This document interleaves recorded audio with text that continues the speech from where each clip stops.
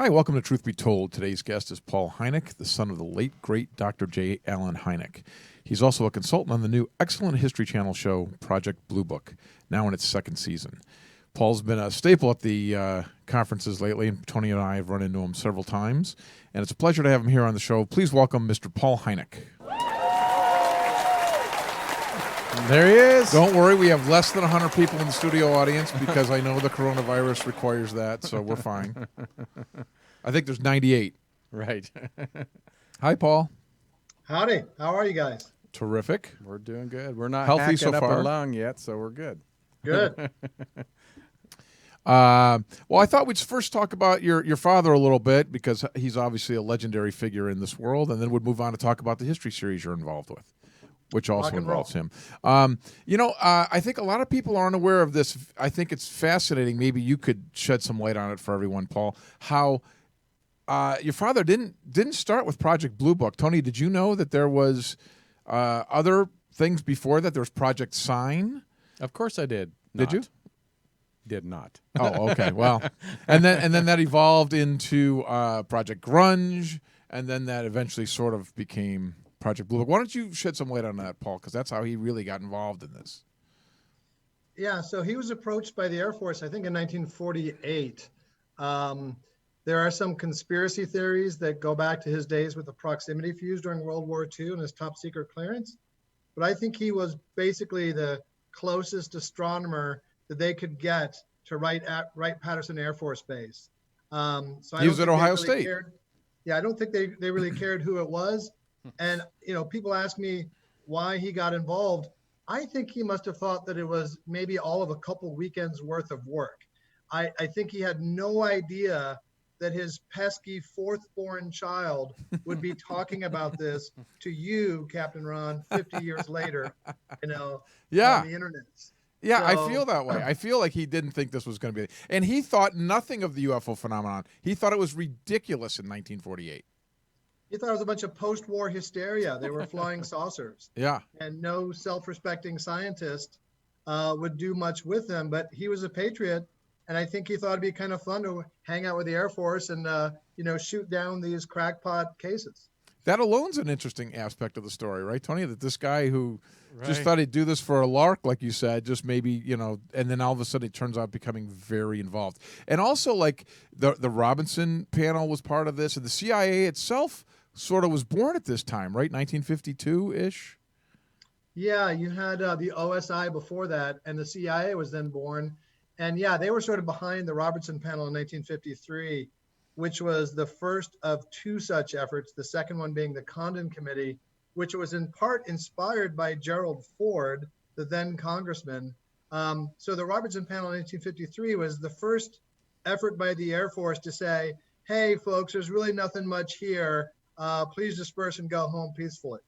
As was the Condon report, which was studying the Blue Book cases and said there's nothing to look at here, nothing to be concerned. And that was in part, I mentioned, spurred by Gerald Ford, who was angry by my father's swamp gas partial diagnosis in Michigan in 1966. Which is miscategorized, but yes. Yeah, and the Condon Committee, the Condon report, if you actually read it, the conclusion of the report has no connection to the actual data in the report. The data in the report itself is quite convincing that there's a bona fide phenomena here. But the jury was so rigged that they didn't even read the contents of the report, apparently, in drafting the conclusion. I've heard that. I heard if you actually read the entire Condon thing, there's great cases in there. Yeah. So, but they didn't even look at it. They just said, no, there's nothing here. Yeah, the Air Force just wanted some, ground cover to get out of the UFO business. Now, we all know they didn't really get out of that, but they wanted a rationale to shut down Project Blue Book. Wow. And your father, as he always said, he didn't actually study UFOs like people would think today. He actually studied UFO cases. Yes, and that's actually a crucial distinction because he didn't have flying saucers in a large petri dish. He had UFO cases and reports, and that's what allowed him to come up with the classification system of close encounters of the first, second, and third kind, because he wanted scientists around the world who are actually taking an honest look at the phenomena to be able to have sort of an apples to apples comparison, across the decades and across the countries. Now, did he eventually, as we all know, that he eventually turned his belief on this, and he felt that due to the credible witnesses and some of the credible cases, that there was something more to this, that it deserved legitimate scientific study. Yeah, that's right. I think it's a good way to put it. People say he went from a skeptic to a believer, but I don't think the word believer is that's a great too word strong. for a scientist. Agreed. Right? I mean, he grew to accept the accumulated weight of the data to indicate that there was a bona fide phenomena. I don't think he would say that he believed in UFOs. Agreed. I think he says that 98% of everything he still feels is either possibly a hoax, but more likely a misidentification or a mischaracterization or something that could be explained in that manner. He and his good friend Jacques Vallée would talk about just how many rounds of ammunition have been fired at Venus and the moon over the years. It's insane. And those unexplained cases that did intrigue him, I think that if you listen to some of the old interviews from him, people should know that they're out there. You can hear interviews with him from the 80s, and he sounds like one of our current UFO researchers that would hear. Like if you go to a conference, he does. He sounds very enthusiastic about it. But what he had was a healthy skepticism and a scientific look at it. And I think that's kind of missing today from a lot of the UFO enthusiasts. They seem too eager to jump right to it's an ET. Yeah. One of the things that I have is that I'm very hesitant to believe things I want to be true. Otherwise, my fantasy world would have just gone way out of control. My father had, there's a sign that I saw when I was at the March for Science in LA a couple years ago that's sometime attributed to Richard Feynman. But in any case, it goes like this: I'd rather have questions I can't answer than answers I can't question. Awesome. And I think that breaks the world down into two groups. And I think my father felt it was important that you keep your mind open when perhaps confronted with what might be a new phenomena that may not comport with your belief system and may run afoul of the grant you just received. But at the same time, once you determine that there is perhaps a phenomena here, that you don't just grasp the best available answer and shove it in. And that's sometimes what he and Jacques thought about the extraterrestrial hypothesis, because it doesn't seem to explain the totality of the phenomena. He called his first book The UFO Experience, not the UFO sighting, because there's these elements that are involved in many of these really good cases that go well beyond simply seeing a nuts and bolts craft in the sky. Totally. And he also didn't like the way that the U.S. government so badly wanted to just dismiss it out of hand, that it did not have the objective look at the whole, all the aspects of the case. Yeah, that was the Air Force's job, right? I mean, They are there to project air power through the air and to defend against our foes' projections of power through the air, but also to create the perception in the populace that they're doing so capably. So for them, it was a matter of course to say, poo-poo, nothing going on, which makes the recent Navy disclosures all the more compelling, because you have the Navy saying, oh yeah, by the way, we see hundreds of these things. We have no idea what they are, and we could use some help. Right. All right, Paul. So jump right ahead to a big question for you. You grew up in this world. You grew up with your father being involved in this. Where do you sit today? What is your take on what's happening with the UFO I phenomenon? sit in my living room wondering. Smart-ass answer. Nice. Yeah, thank you. I feel like my father, that there is certainly a phenomena here. Where it's from or where they are from is a completely different kettle of fish. But we've just had, decades more of convincing evidence that something is really going on. And for me, what's even more compelling perhaps than this or that case is the behavior of government entities, especially such as the Navy, saying, why would the Navy make these disclosures if they hadn't seen things so compelling that basically forced their hand to do so? I think my father would be really fascinated by the Nimitz in these various cases and what the government stance is, because it seems to be consistent with what, like, my friends Richard Dolan or Steve Bassett would say would be sort of an editorial schedule by by a government priming the population for even more disclosures. Totally. I agree with that. So Paul, what is your thoughts on the government covering up so much of this, and what role do you think that they had for your dad in this? Well, I think that's their job. I don't think my dad ever took personal affront at what the Air Force did. I mean, it was professional frustration because he's a scientist. He was effectively being muzzled.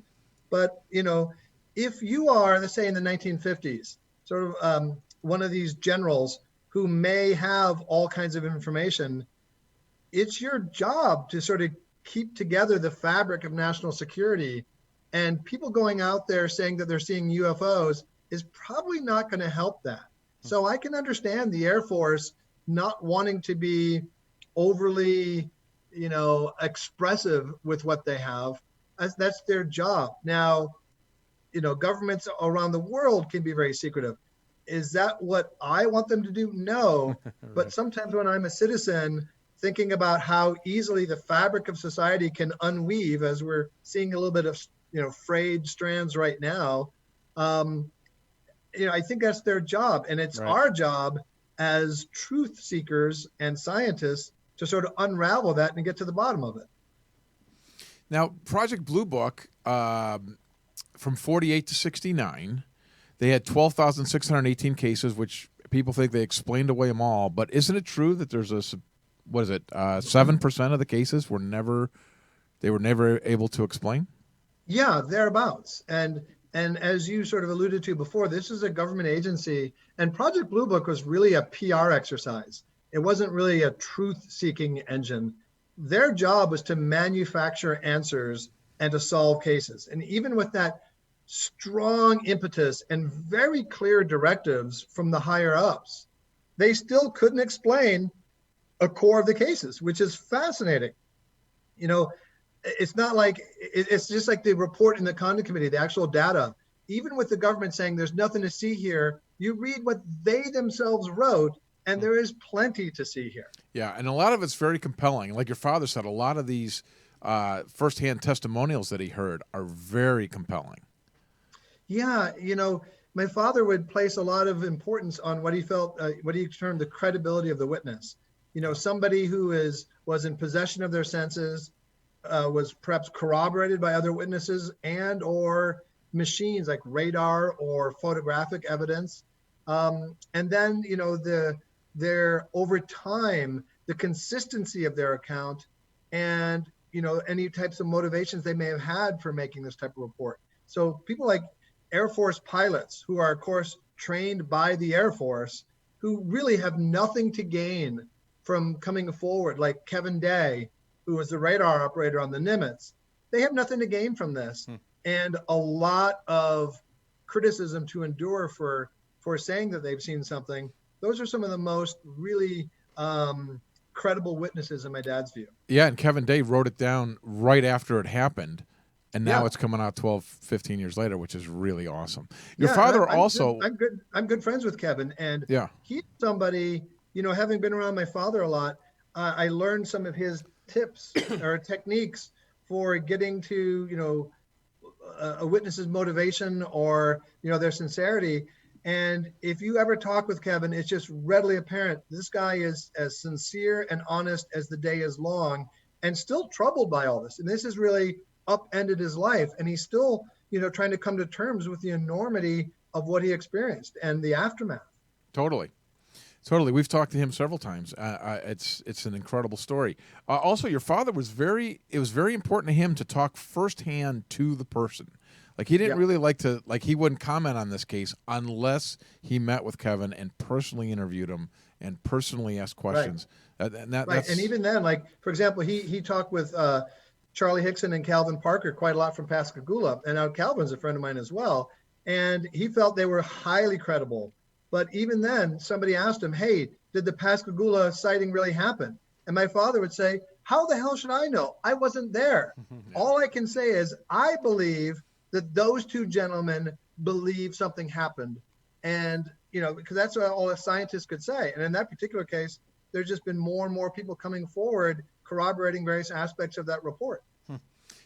Tony, wouldn't it be great if there were more UFO investigators that were scientists like him? It's nice to see people coming at it with that angle and really look at things. And it's not to put anybody down, but we love to have the scientific side of it, because when people that just want to go out and do their own research, it's fine and great. A lot of speculation. It's more speculation than anything. So it's great to have that scientific background. Let's move on and talk about the new show. Not new show. It's in its second season, so new is relative. I think it's fantastic. I watch it all the time. And it's kind of good because it could bring people in that aren't necessarily in this community. It's sort of a good show, even if you don't like this world, aliens. You know what I mean? Right. And my brother Joel and I are consultants on the show and very much involved with it. It's awesome. And, I feel that a work like this that has a lot of fiction in it. They base it on real characters. My mom and father, fortunately, really existed. And there's sort of amalgamations of Air Force characters. And they use a lot of real reported cases. And then on top of that, they add visualizations of things that were reported. And then on top of that, they add dramatization. And they make no bones about it, that not everything in the show is accurate. It's more about authenticity, which I think they nail really well. And so you have a work like this, sort of like Close Encounters or other movies or other pieces that have some fictional elements.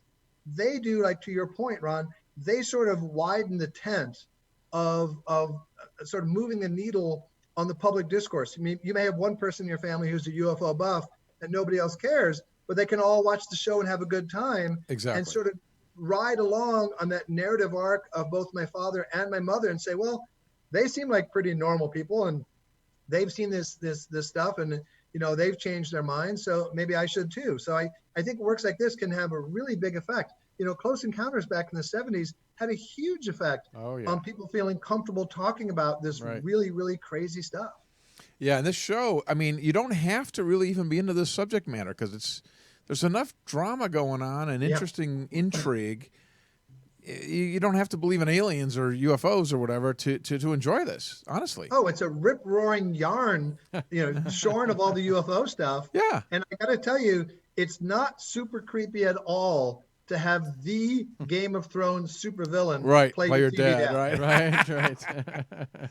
Now, it's interesting. They do cover a lot of the big cases like the Flatwood Monster and Skinwalker Ranch and Roswell. Yeah. Right. Do you recall any of that when you were growing up, hearing those stories, or does this seem new to you? Those were, hey, bozos, because my father he had 5 kids and he sometimes forget our names. He just call us bozo. Right. Hey, on the TV bozos, show, they morphed it into one. Yeah. If you don't go to bed, Flatwood Monster is going to get you. Our boogeymen were UFO villains. That's and we hilarious. had UFO ornaments on the Christmas tree. That's interesting. Was he kind of obsessed about it? Like the people that we talk to, some of these investigators, it's their whole world. Not just at the conferences. They bring it home with them. Was he like that at home, around the house? Well, or did he leave that at work and play cards? It's a really, it's a really good question. And I will say this. My father was a scientist.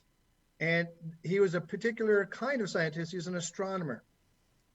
He was not, in his view, he's really well known for UFOs, but UFOs was his side hustle, that he never thought he'd get into. He was a scientist, and I think that's how he would think of himself. He was a scientist who wanted to sort of go to the edges of commonly agreed upon science with a flashlight and push the understanding out a little bit farther. And it happened to be in UFOs, but his life passion wasn't UFOs. It was science in general. It's funny, living in Hollywood, I grew up in Kansas, so moving here, it's a whole... You did? Yeah, right.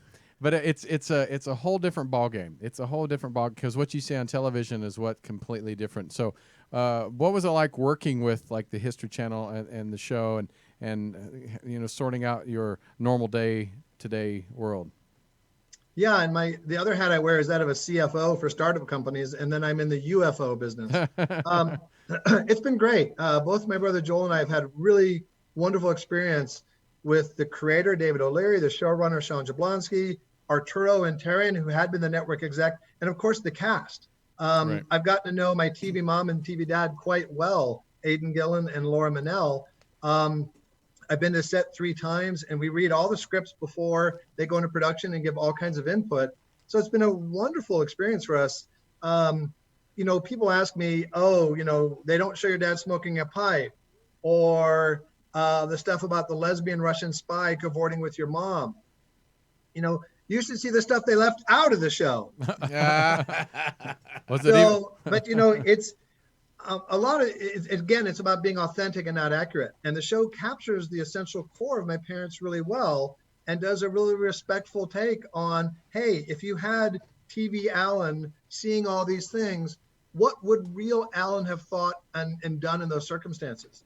So it's been a really positive experience for us. We're very pleased with how they portrayed our parents. I mean, certainly there are things where I say, hey, our dad wouldn't have done things exactly that way, and they're very responsive to our input. Oh, so it's been a that's very good. collaborative approach. Yeah, that's really good. How does the rest of your family feel? Do they feel that way too? Do they share that with you, or is somebody like, There's I a whole don't like it? spectrum. I mean, I think my father would have put on his bathrobe and his slippers and got a big bowl of popcorn and sat in his lazy boy chair and said, "Oh, this is a wonderful time."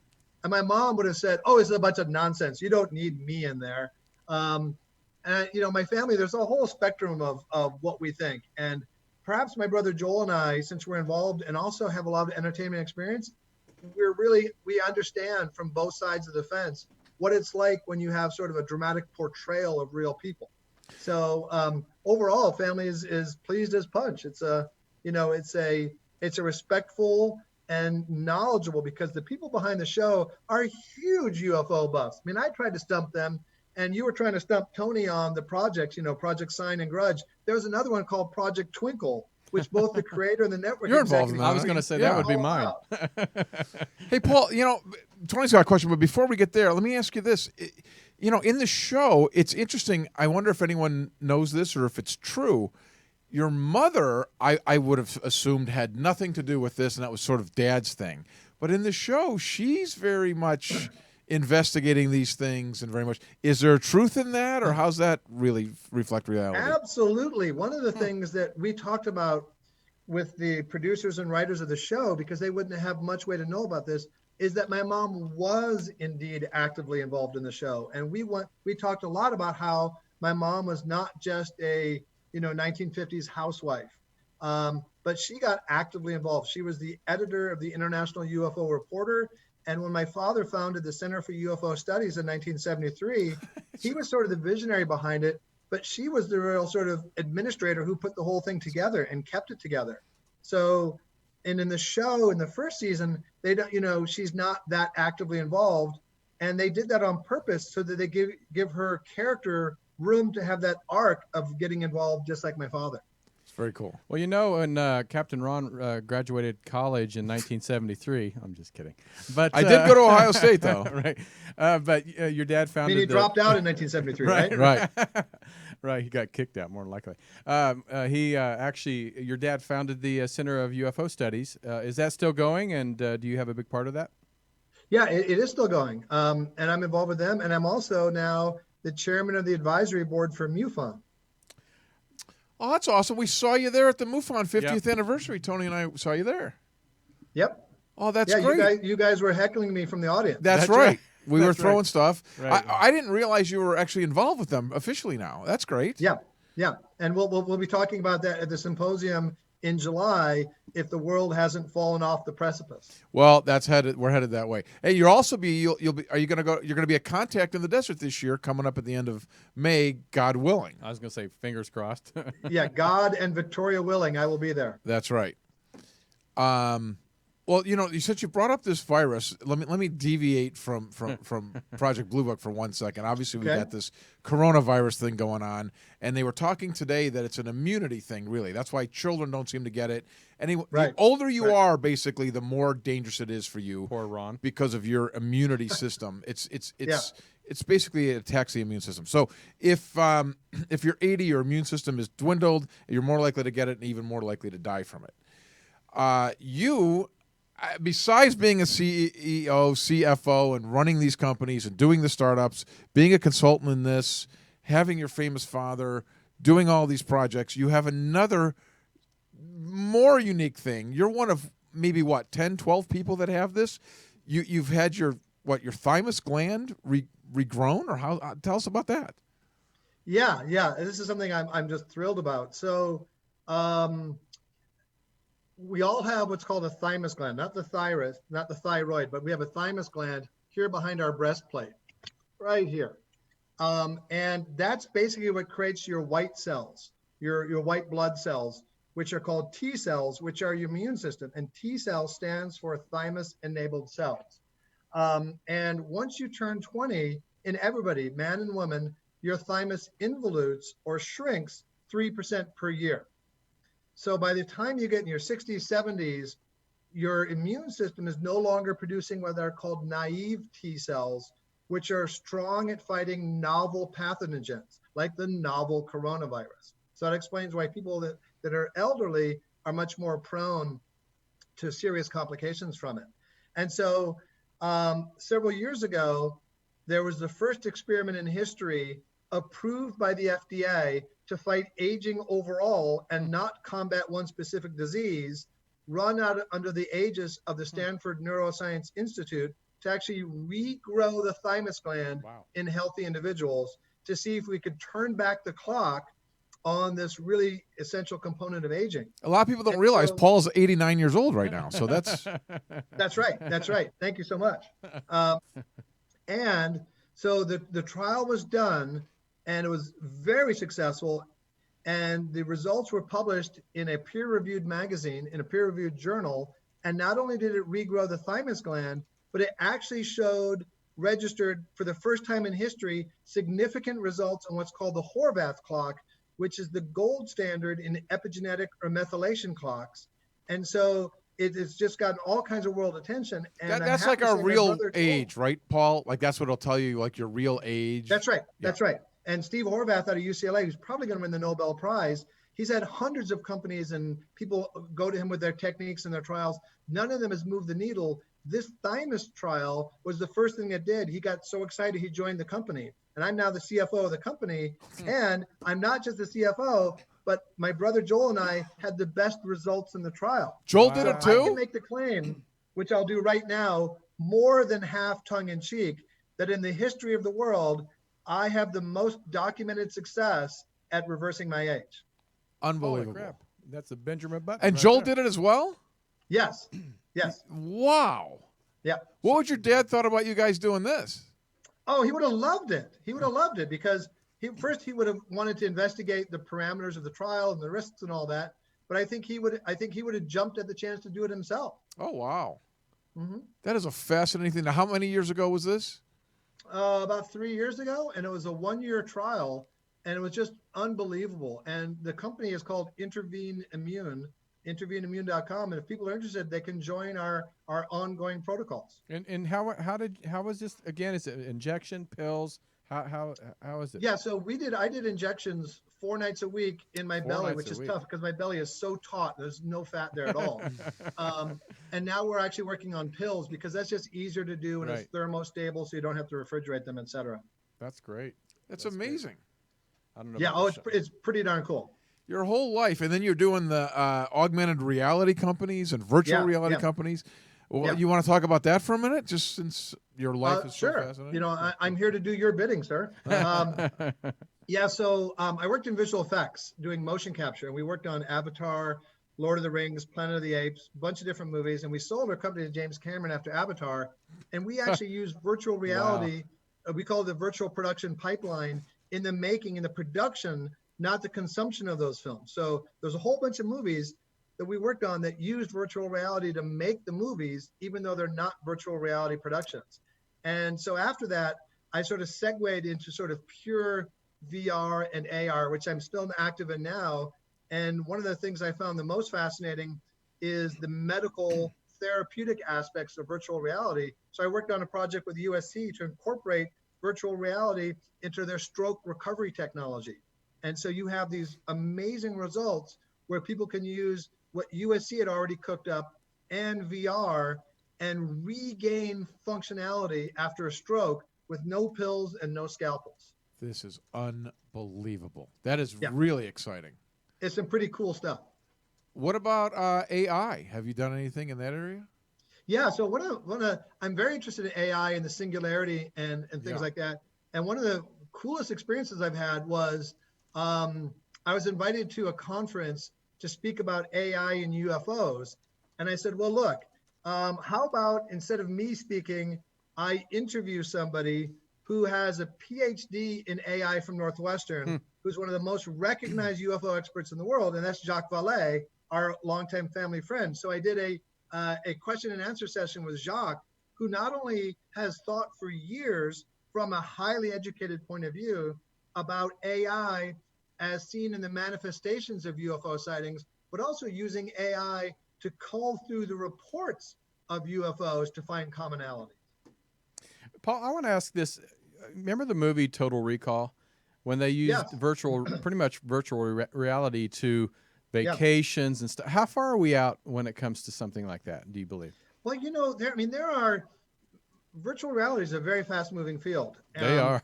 There are now headsets that with foveated rendering, which is basically using pupil tracking. So like when you look straight ahead, you have what we call native resolution straight ahead, but your peripheral vision is not high resolution because your brain doesn't need to devote those resources. Right. So before long, we'll have virtual reality headsets and then lasers projecting onto our eyes, things that are so real we can't distinguish them from reality. And the sort of cheat in the short term is foveated rendering. So it tracks your eyeballs and will present that in native resolution, only what you're looking at the time. So before long, you'll see with very headsets that you won't even feel, you'll see things and with haptic feedback that will really be in many ways indistinguishable from real reality. Ready Player One. Right. Yeah, and so and that stuff is coming. Or like The Matrix, and I got to give a shout out to my brother Joel, who won an Oscar for another movie, but he created the effects on The Matrix. Holy crap. That movie, the idea is that it's not like Ready Player One where you go into virtual reality. No, you're in it and don't even know it. And that's the kind of future we have coming. Well, what's funny is over the Christmas holiday, we went to some friend's house and they got the more updated virtual reality helmets. And it was the craziest thing of being able to sit in the living room, put it on, and look like you're sitting in a real theater watching a movie. Right. I was blown away. Right. I was blown away. Yeah. And, I was involved and sold a virtual reality headset company that used cardboard headsets. And you may have seen these because really all you need for virtual reality in the sort of lowest common denominator is your telephone that has very strong processing and it can create stereoscopic images. And you just need lenses a couple of inches from your eyes to blur these images together. Holy crap. So with a $10 cardboard headset, you can watch virtual reality and you can actually make virtual reality productions on your phone. Wow. So I've shown thousands of people virtual reality for the first time with a cardboard headset, which has kind of crappy resolution. You're holding this clunky piece of cardboard up to your head and still it goes beyond what framed entertainment can do and really imprints upon you. It can be a really profound experience, even with that low level resolution. Have you ever thought, or is this, I'm sure this is already being done. I mean, even with Avengers and some of their technology that they're showing, it's already showing up in military, if not already. Have you been approached by military of AI and virtual? No, I've not. No. Oh, okay. Next question. Okay, that means yes. So we'll moving on. Well, I'm not in that world at all, but I went to the Void. You know what the Void is, Paul? Sure.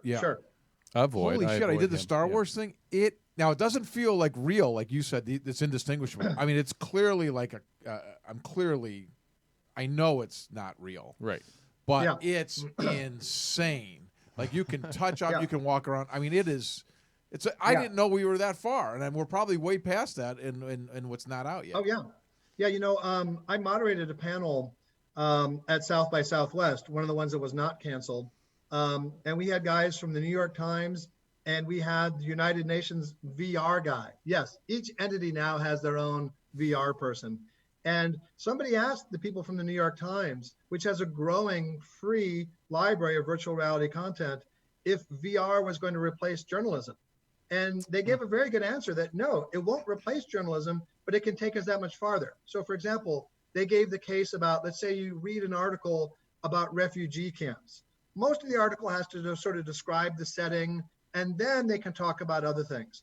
But if they have a VR movie, somebody puts on the helmet, and they are effectively transported there, and it's an empathy engine that can make them understand from someone else's shoes what it's like to live in a refugee camp.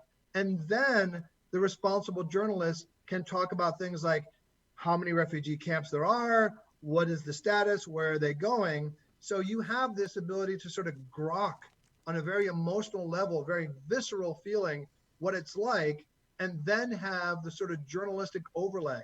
So it's something that can propel journalism to another level. I just thought about this. A lot of people that are transitioning, like when my mother passed away, a lot of times in these nursing homes or people passing away, of actually doing virtual reality of like, a heaven like. I wonder if how that would affect the transition. I'm curious. Well, it's interesting, and that sort of gets into psychedelics too, because both psychedelics and virtual reality are ways to sort of confront in a controlled environment phenomena that you are, say deathly afraid of, and come away with a sort of more accepting understanding perhaps. But so VR is particularly used. A friend of mine named Walter Greenleaf is the sort of dean of medical applications of VR. He's been at Stanford for 20 years or so.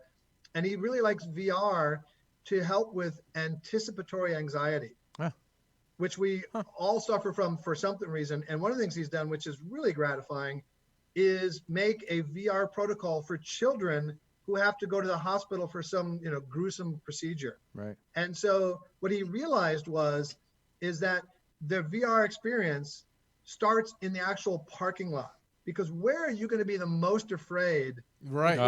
Procedure is when all the things are unknown. You're in the parking lot. So it starts there, and it walks you through sort of each step of what you're going to see in a way that you have a little bit of psychic remove from, so you can understand that experience, but not be overly terrified. So by the time you actually do it in real life, you've already stepped through those beats, and at least you know what's coming.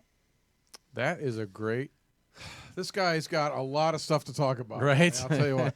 Hey, Paul, do we know if there's going to be a season 3 for Project Blue Book? Well, I'll tell you this. Or another thing you can't talk about. Just between us girls. Yeah. Almost certainly. Great. And yes, and we've had talks about season 3 and a season 4. Oh. This train has left the station, and I don't think it's coming back anytime soon. Yeah, the show's really done well. I think it's fantastic. But what is the big? Because you always hear both sides. You get people that the critics of saying, okay, this is too far fetched, and then you get the people that are just saying it's very entertaining. But what kind of the medium? What do you hear from not necessarily the executives, but the people that are actually watching it when they come up to you? What are they saying? Well, hardcore UFO buffs will say, hey, the first episode, the Gorman dogfight, they banked left instead of banked right. Right. Yeah. And there's things like that. And then people say, hey, did your parents have that kind of carpeting in their house? But by and large, and I'll tell you, it's not exactly the show that I would have made. I would have done things a little bit differently, but I think everyone would do something a little bit differently. But by and large, the show is, as I mentioned, a very respectful take on my parents and the phenomena. Like you said, it brings more people into the tent to want to see and experience what's going on. And, it was the highest rated new cable show last year. Wow. So they've done something right. And I think that's, these type of shows, Ancient Aliens, Project Blue Book, American Unearthed, all these shows that we don't get to hear about these, subject matter that they do. They bring people into the mix of. That's why I think a lot of these big festivals have grown so much, because it's not just the UFO buffs, but it's just people that are curious to find out. Yeah, and I've been on. I think I'm going to be on Ancient Aliens again this Saturday. And I did a taping for William Shatner's Unexplained show. Oh yeah. It'll be on in August. So people have a really deep thirst, because what are the main questions in life? What's the meaning of life? Is there life after death? Is there life elsewhere? Those are like the top 3 questions. Right. And my father bless his heart, was one of the people that got the closest to the answer on one of those questions. Wow. That's true. Absolutely. That's awesome, Paul. Well, thanks for coming on and talking to us. Really enjoyed talking to you. It's great. My pleasure. I know he just doesn't have enough energy. No, he's got so many areas. You can talk to him about any of these things. You know, it would be great. Well, we'll be seeing you here at Contact in the Desert coming up at the end of May. I hope. Yes, sir. As we said, God willing. God willing.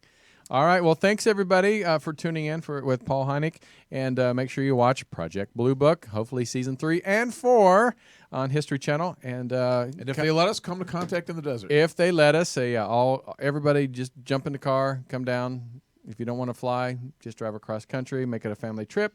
But make sure you subscribe to Truth Be Told channel. Go to our podcast on Apple, iHeartRadio, Spotify, Google Play, all the major outlets, radio.com. And thank you guys for supporting us because we can support people like Paul and bring you the latest. Until then, we'll see you next time on Truth Be Told.